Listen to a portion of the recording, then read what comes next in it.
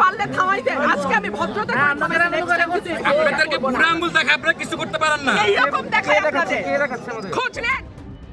দেশের রাজনীতিতে আবারও আলোচনার কেন্দ্রে উঠে এসেছেন ব্যারিস্টার রুমিন ফারহানা। বিএনপির সঙ্গে দীর্ঘদিনের সম্পর্ক সাম্প্রতিক টানাপোড়েন এবং নতুন রাজনৈতিক জোটে যোগ দেওয়ার গুঞ্জন, সব মিলিয়ে তাকে ঘিরে তৈরি হয়েছে নানা জল্পনা কল্পনা। ত্রয়োদশ জাতীয় সংসদ নির্বাচনে ব্রাহ্মণবাড়িয়া ২ আসন থেকে স্বতন্ত্র প্রার্থী হিসেবে জয় পাওয়ার পর থেকেই রুমিন ফারহানার অবস্থান নিয়ে প্রশ্ন উঠতে থাকে। একসময়ের বিএনপির এই তুখুর নেত্রী দলীয় মনোনয়ন না পেয়ে স্বতন্ত্র হিসেবে নির্বাচনে অংশ নেন।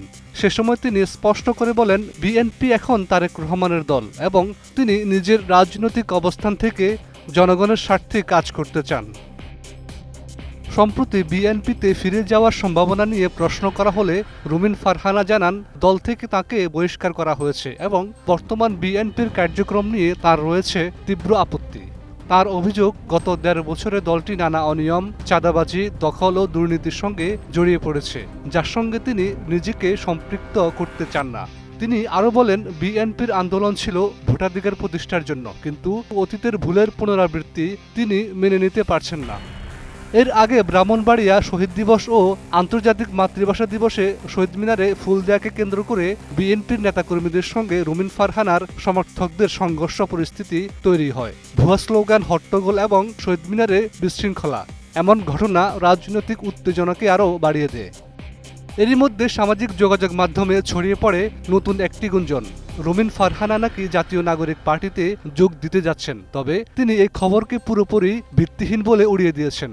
জার্মান ভিত্তিক সংবাদ মাধ্যম ডয়েচে ভেলের এক টকশোতে অংশ নিয়ে তিনি বিষয়টি স্পষ্ট করেন।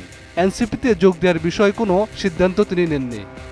রুমিন ফারহানা আরও জানান, বিএনপি থেকে বেরিয়ে আসার পর স্বাভাবিকভাবেই বিভিন্ন দল তার সঙ্গে যোগাযোগ করেছে, এনসিপিও তাদের মধ্যে একটি। তবে শুধুমাত্র সংসদে কথা বলার সুযোগ বাড়ানোর জন্য তিনি কোনো দলে যোগ দিবেন না। তিনি বলেন, রাজনৈতিক আদর্শ বিসর্জন দিয়ে সামান্য সুযোগের জন্য দল পরিবর্তন করা তার পক্ষে সম্ভব নয়। সব মিলিয়ে রুমিন ফারহানার রাজনৈতিক ভবিষ্যৎ এখনও অনিশ্চয়তার মধ্যেই রয়েছে। তবে তিনি যে আপাতত স্বাধীন অবস্থান বজায় রাখতে চান, সেটি এখন পর্যন্ত সবচেয়ে পরিষ্কার বার্তা। Desk report, ২১ television.